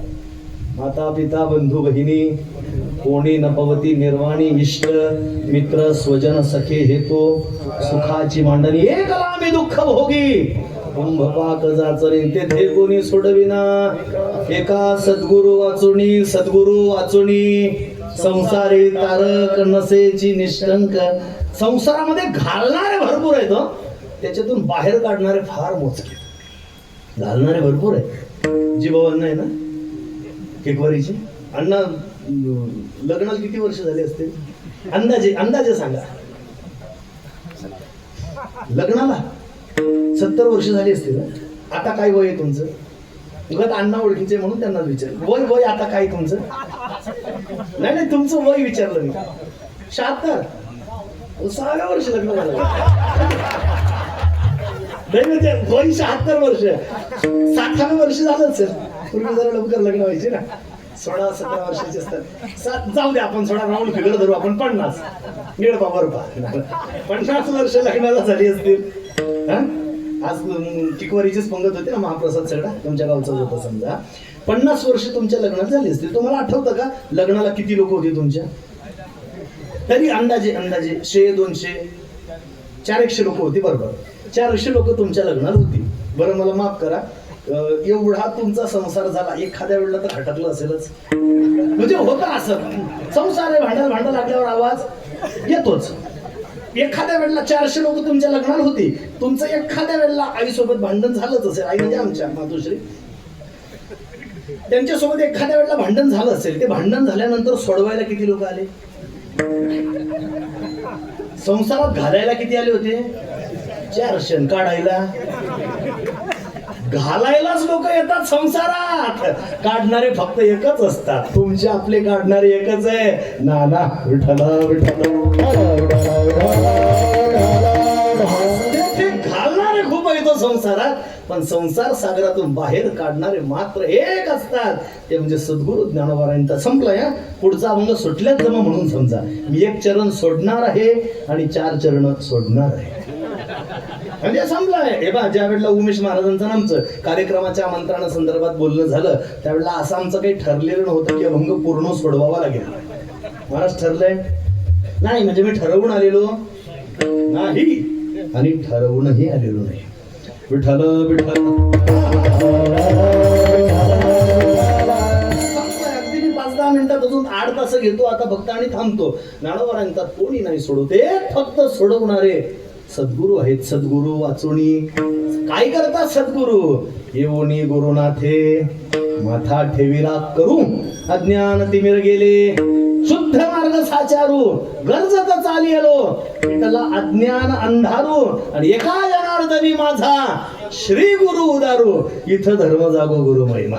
एका जनार्दनी माझा, मी माझे कल्पनेने, एका जनार्दनी माझा श्री गुरु उदारू.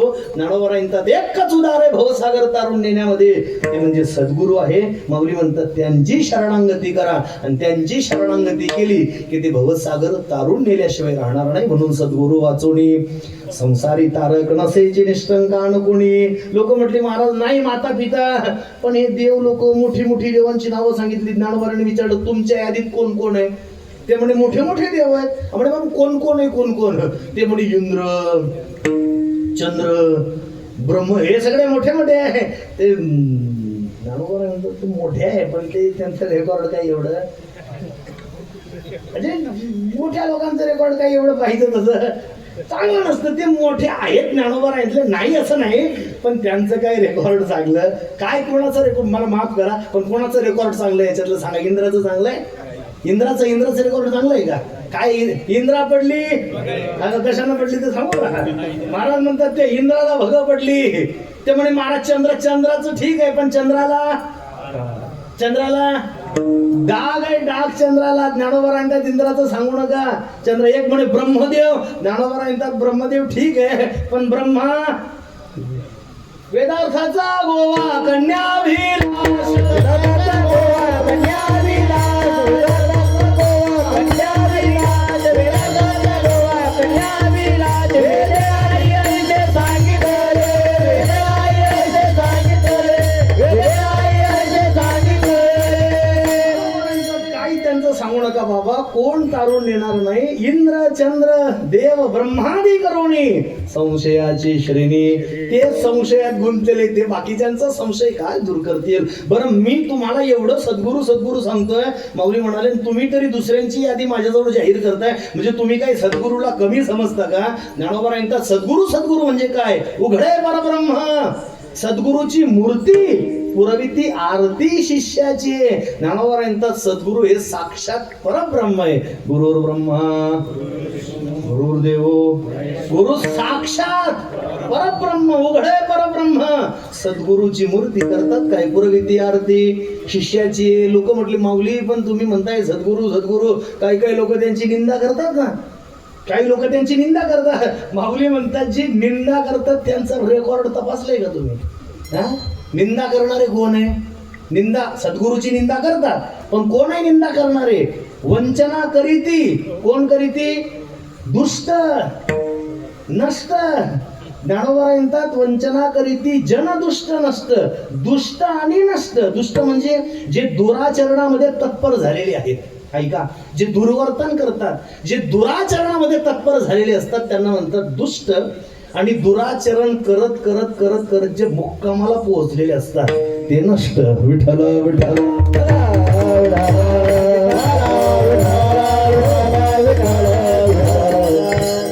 नश्यती धातूपासून नष्ट हा शब्द तयार झाला. ज्ञानोबरायांचे नाश पावले आहेत असे दुष्ट आणि नष्ट हे सद्गुरूची निंदा करतात. पण चांगले चांगले मोठे मोठे सद्गुरूची स्तुती करतात ना. सद्गुरूची स्तुती करणारे सुद्धा श्रेष्ठ श्रेष्ठ वंदिता ती श्रेष्ठ श्रेष्ठ लोक सद्गुरूला वंदन करतात. त्याचं नाव घेतलं की नाव घेतल्यानंतर माणूस राम स्वरूप होतो. तो राम प्रभू सुद्धा वशिष्ठा शरण, तो राम प्रभू वशिष्ठांना शरण जातो.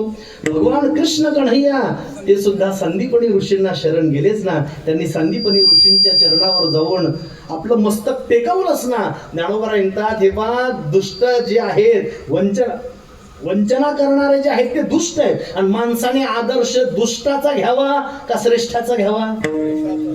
नित्यनेम करणाऱ्याचा आदर्श घ्यावा का उठल्या उठल्या खायला बसणाऱ्याचा आदर्श घ्यावा? वारी करणाऱ्याचा आदर्श घ्यावा का न करणाऱ्याचा आदर्श घ्यावा? प्रभू चिंतन करणाऱ्याचा आदर्श घ्यावा का न करणाऱ्याचा आदर्श घ्यावा? आदर्श श्रेष्ठाचा का दुष्टाचा घ्यावा? ज्ञानोबा यांचा दुष्टाचा आदर्श घेऊ नका.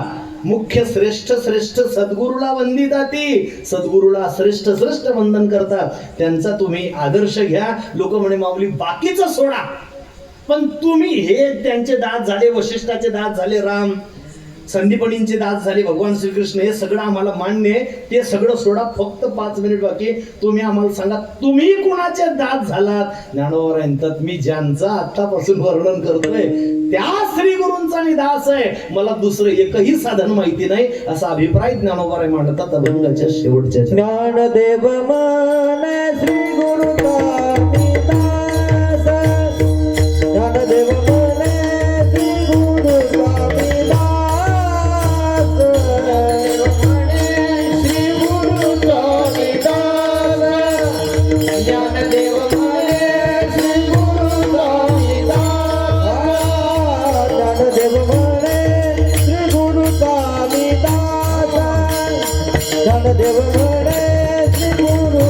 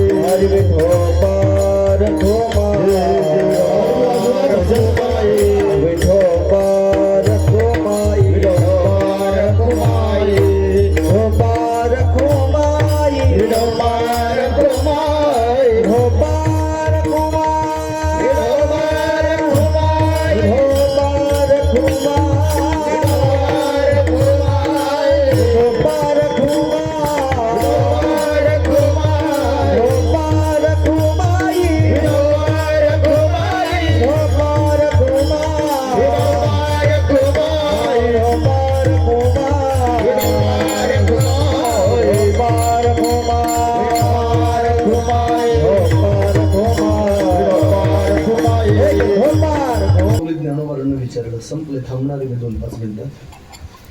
ज्ञानोबारांना विचारलं, माऊली हे सगळ्यांचं सोडा, तुम्ही कोणाच्या चरणावर मस्तक टेकवलंय?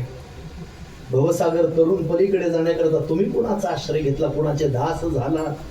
ज्ञानोबाराय सांगतात, ज्ञानदेव म्हणे श्री गुरुचा मी दास. ज्ञानोबारायांना मी माझ्या श्रीगुरु निवृत्तीनाथांचं दासत्व पत्करलंय. ऐका, ज्ञानोबाराय निवृत्तीचे दास आहेत म्हणून ज्ञानदेव आहेत. आपण प्रवृत्तीचे दास आहोत म्हणून अज्ञानदेव आहोत. विठ्ठल विठ्ठल. ज्ञानदेव व्हायचं आहे ना, मग निवृत्तीचं दास्यत्व पत्करा. ज्ञानोबारायांचा निवृत्तीचा अर्थात अवस्थेचा आणि दुसरा अर्थ निवृत्तीनाथांचा दास आहे. ज्ञानदेव म्हणे निवृत्तीचा दास, श्री गुरुचा दास, नेने साधना साण काही. ज्ञानोबारायांचा अन्य साधन दुसरी मला कुठलीच माहित नाही. मी माझ्या श्री गुरूंचं दास्यत्व पत्करण तेने तारिलो. हा त्यांचाच परिणाम, त्याचा परिपाक असा झाला. मी भवसागर अगदी अलगद त्यांच्या कृपा प्रसादाने तरुण गेलोय. गुरुचे 2 प्रकार, जसे गुरुचे अनेक अशा प्रकारचे प्रकार सांगितलेले आहेत, पण मी मुख्य 2 प्रकार सांगतो. एक शिक्षा गुरु असतात आणि दुसरे दीक्षा गुरु असतात. एक दीक्षा गुरु आणि दुसरे शिक्षा गुरु. दीक्षा गुरु, शिक्षा गुरु माणसाच्या जीवनात अनेक असू शकतात. ऐका, शिक्षा गुरु माणसाच्या जीवनात अनेक असू शकतात, पण दीक्षा गुरु मात्र एकच असतो. शिक्षा गुरु बदलता येतात, दीक्षा गुरु बदलता येत नाही. ज्यांच्याकडून दीक्षा घेतली ना, आपले श्रीगुरु महाराज वैकुंठवासी जरी झाले तरी त्यांनी दिलेला जो मंत्र आहे, अर्थात त्यांनी दिलेला जो मार्गदर्शन आहे, जो उपदेश आहे, त्याच्यानुसार आपलं जीवन व्यतीत करणं ही त्यांच्याविषयी असणारी कृतज्ञता, श्रद्धा आहे. दीक्षा गुरु बदलता येत नाही, शिक्षा गुरु बदला. भगवान दत्तात्रयांनी शिक्षा गुरु बदलले. काय ज्ञानोबाराय बोलतात, जो जो घेतला जयाचा गुण तो म्या गुरु केला जाण, गुरु से आले अपारपण, जग संपूर्ण गुरु दिसे. भागवताच्या 11 स्कंदामध्ये उद्धवाचा आणि भगवान परमात्म्याचा जो संवाद आहे त्याचा अवधूत उपाख्यान नावाचं एक फार सुंदर प्रकरण आहे. त्यात भगवान दत्तात्रयांनी 24 गुरु केले. 24 गुरु. शिक्षा गुरु बदलता येतात. काय इतके गुरु केले? तसं माणसाची गुणग्राही वृत्ती असावी. शिक्षा गुरु बदलता येतात. सांगू का, श्रवणाकरता माणसाची बुद्धी व्यभिचारी असली तरी चालेल. श्रवणाकरता माणसाची बुद्धी व्यभिचारी असली पाहिजे, म्हणजे कोणाचंही ऐका, श्रवण कोणाचंही करा. श्रवणाकरता बुद्धी व्यभिचारी असली तरी चालेल, पण ज्या वेळेला निष्ठेची वेळ येते त्यावेळेला बुद्धी मात्र पतिव्रता असली पाहिजे. विठ्ठल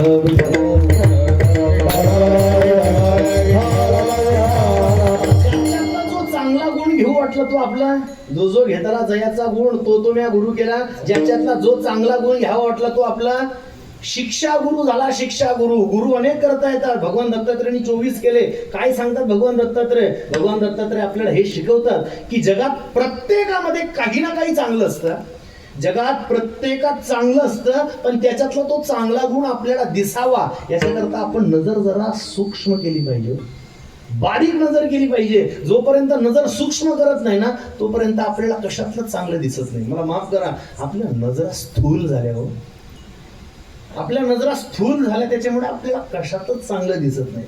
कशात? ते मिर्झा गालिब नावाचे एक शायर होऊन गेले महाराज, माहिती तुम्हाला? मिर्झा गालिब.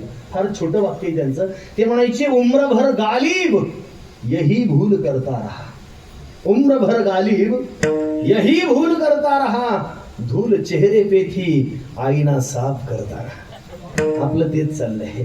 धूळ आपल्या चेहऱ्यावर बसली आहे. सगळे आरसा साफ करायच्या नादी लागले. जाता जाता माझा प्रामाणिक सल्ला आहे, कधीतरी चेहरा साफ करा.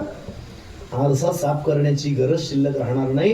प्रत्येकात चांगलं असतं आणि ती गुणग्राही वृत्ती माणसाची असावी याच्याकरता नजर सूक्ष्म करा. भगवान दत्तात्रयांनी सूक्ष्म केली आणि प्रत्येकातलं चांगलं शोधून घेतलं, चांगलं निहाळलं आणि म्हणून 24 शिक्षा गुरु केले. पण दीक्षा गुरु मात्र एक असतो, ज्यांच्याकडून मंत्र घेतला ते गेले जरी तरी त्यांच्या वचनावर विश्वास ठेवून जीवन घडत राहणं, तो मंत्र जपत राहणं, हे दीक्षागुरु असतात. दीक्षागुरु बदलायचा नसतो. ते आमच्या अंजाळ्याला एक म्हातारी आली बाबा, मागची 2-3 महिन्यापूर्वीची गोष्ट आहे. आमची महिनाबारी असते तिथे एक म्हातारी आली, आणि ती म्हातारी आली जवळजवळ 80 वर्ष आजीचं वय, आणि तिथे आल्यानंतर म्हणे महाराज मला माळ घालायची, गुरु करेल. म्हटलं अजय माझ्या वयापेक्षा तुझा परमार्थ जास्त, माझा जन्म 89 सालचा आहे, अवघं 37 वर्ष वय माझं, मला फक्त ढेरीने धोका दिलाय. म्हणजे असावं थोडं. आणि मी असं म्हणतो एअरबॅग्स फक्त लक्झरी गाड्यांना असते, टेम्पोला एअरबॅग नसतात.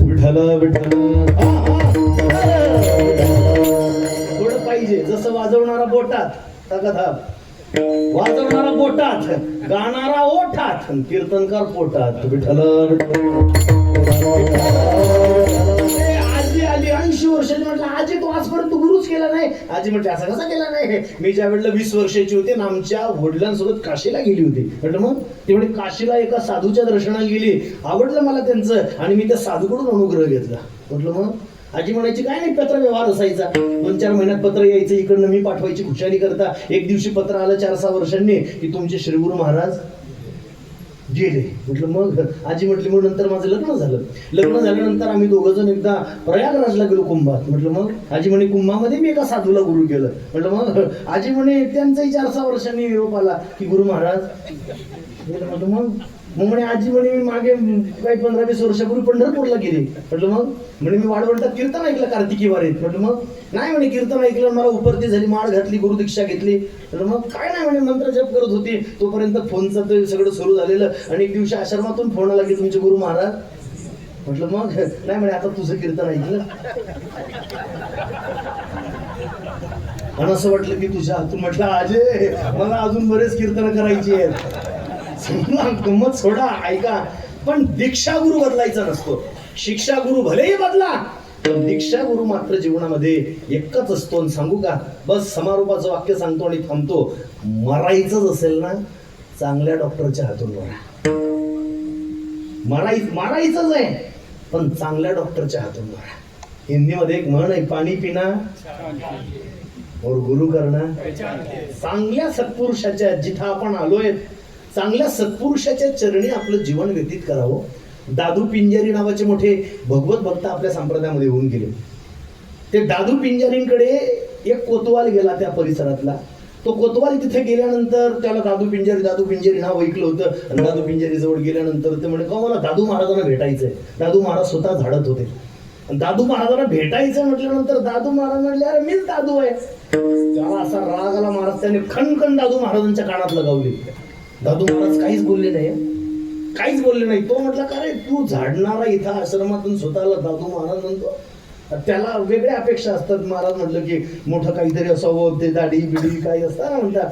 पण मी आता जेवताना पहिलाच प्रसंग, जेवताना मी अगदी बाल स्वरूप आहे नानांचं, अगदी लहान मुलांप्रमाणे स्वभाव, बाल स्वरूप. जेवताना आण रे भाऊ चपाती आण रे टाक थोडीशी भाजी, काही नाही सकाळपासून तसेच बसून आहेत ते. पण अगदी सहज कमी मठाधिपती घेतला आणि मग तो थाड वाट काहीच नाही. महाराज अगदी साधूची मोठ्या माणसाची लक्षण असतात. आपल्याजवळ बसणाऱ्याला ते कधीच छोटं समजत नाही, ते मोठे असतात. आणि आपल्याजवळ बसणाऱ्याला जे छोटं समजतात ते मोठे नसतात. खऱ्या अर्थानं ते जे आपल्याजवळ बसणाऱ्याला छोटं समजतात ते मोठे नसतात. ते काय असतात? छोटे नाही हो, ते खोटे असतात. अच्छा खोटे असतात ते. पण आपल्या जवळ बसणाऱ्याला कधीच मोठे सत्पुरुष हे छोटं समजत नाही. अगदी सहज त्यांचं वागणं असतं, सहजता त्यांच्या जीवनात असते. जशी मी नानांची पाहिली आता काही सेकंदात, तेवढ्या त्या काही 10-5 मिनिटाच्या वेळा दादू महाराज जेवायला बसले, ते बसत होते, झाडत होते, खणखण कानात लगावली. तो आश्रमात गेला आणि त्याने शिष्यांना विचारलं म्हणे मला दादू महाराजांना भेटायचंय. शिष्यांनी सांगितलं जे झाडत होते ना तेच दादू महाराज आहेत. त्याला घाम फुटला. तो म्हटला मी त्यांचा अनुग्रह घेण्याकरता आलो, आणि आल्या त्यांच्या खानशिलात लगावली. तो दादू महाराजांजवळ गेला आणि पाय धरले आणि सांगितले महाराज मला माफ करावं, माफ करा, माझ्याकडनं उपमर्द घडला, अपमान झाला, तुमच्या कानशिलात माझ्याकडनं लगावली गेली. दादू साधू हृदय हो, निंदी कोणी मारी वंदी कोणी पूजा करी, माझं हेही नाही तेही नाही, वेगळा दोही पासून त्याच्या पलीकडे गेलेलं जीवन साधूच असतं. दादू महाराजांनी सांगितलं बाबा अरे हरकत नाही. दादू महाराजांनी त्याला सांगितलं ती अक्षय तृतीयेची घागर असते, घागर तुमच्याकडे भरतात का मेल्यावर ना? म्हणजे आपण नाही मला घरातलं. ती अक्षय तृतीयेची घागर असते. घागर किती वेळा करता लागते ती? तासाभरा करता भारीच असते, 1 तासा करता. पण ती कुंभाराकडून घेत असताना लोक कशी घेतात? वाजून घेतात. दादू महाराजांचे शब्द आहेत त्या कोतवालाला. दादू महाराज म्हटले तासाभरा करता लागणारी घागर जशी 3-3दा वाजून घेतात. 1च तास लागते, पण 1 तास लागणारी घागर 3-3दा वाजून घेतात. सगळं आयुष्य ज्याच्या चरणावर व्हायचंय तो वाजून घ्यायला नको का? दादू महाराज म्हटले तुम्हाला वाजून घेतलं बाबा. असे मुद्दा एवढाच आहे, कसोटीला उतरवून घेतलं. माझं विनंती आहे सगळ्यांना, नानांविषयी आपल्या अंतःकरणामध्ये अतीव श्रद्धा आहे. त्या श्रद्धेचा हा सगळा परिपाक आहे आज दिवसभराचा आणि आतापर्यंतचा. पूजनीय नानांविषयी आपल्या अंतःकरणामध्ये अतीव श्रद्धा आहेच, पण भगवान कपालेश्वरांच्या कृपेनं नानांविषयी आपल्या अंतःकरणात असणारी श्रद्धा दिवसेंदिवस वृद्धिंगत होत जावं ही कपालेश्वराच्या चरणी प्रार्थना करतो. उपस्थित सर्वच मंडळी सर्वांचे चरणी विनम्र भावी अभिवादन. यांच्या गुरुपूजन सोहळ्यानिमित्त आपण उपस्थित आहात त्या पूजनी नानांच्या चरणी मी त्रिवार अभिवादन करतो. परिसरात आलेली सगळीच मंडळी सर्वांचे चरणी पुन्हा पुन्हा विनम्र भावी अभिवादन. आमची सगळी गुणीजन गुरुबंधू मंडळीने आपण पुन्हा सर्वांना अभिवादन करून जाता जाता सगळ्यांना विनंती इतकी आहे, फार कमी वेळ आपल्याकडे शिल्लक राहिलाय. कमी म्हणजे घड्याळातला नाही आहे, जीवनातला. लोक म्हणतात हे आता होते हो, आता गेले. कधी काय कोणाचं होईल काही सांगता येत नाही. माझी विनंती आहे, फार कमी वेळ आपल्याकडे शिल्लक आहे आणि एवढ्या कमी वेळात कोणाचा द्वेष करू नका, कोणाचा मत्सर करू नका, कोणाशी स्पर्धा करू नका. जाता जाता विनंती सगळ्यांना, जीवनामध्ये कोण आपल्याशी कसं वागतंय, पुन्हा सांगतो, जीवनामध्ये कोण आपल्याशी कसं वागतंय याच्यापेक्षा आपल्याला सगळ्यांशी कसं चांगलं वागता येईल हाच कल्याणाचा मार्ग आहे. आणि तो कल्याणाचा मार्ग भगवान कपालेश्वरांनी सगळ्या जगाला दाखवावा अशी प्रभू चरणी प्रार्थना करून माझ्या विराम देतो. ज्ञानेश्वर माऊली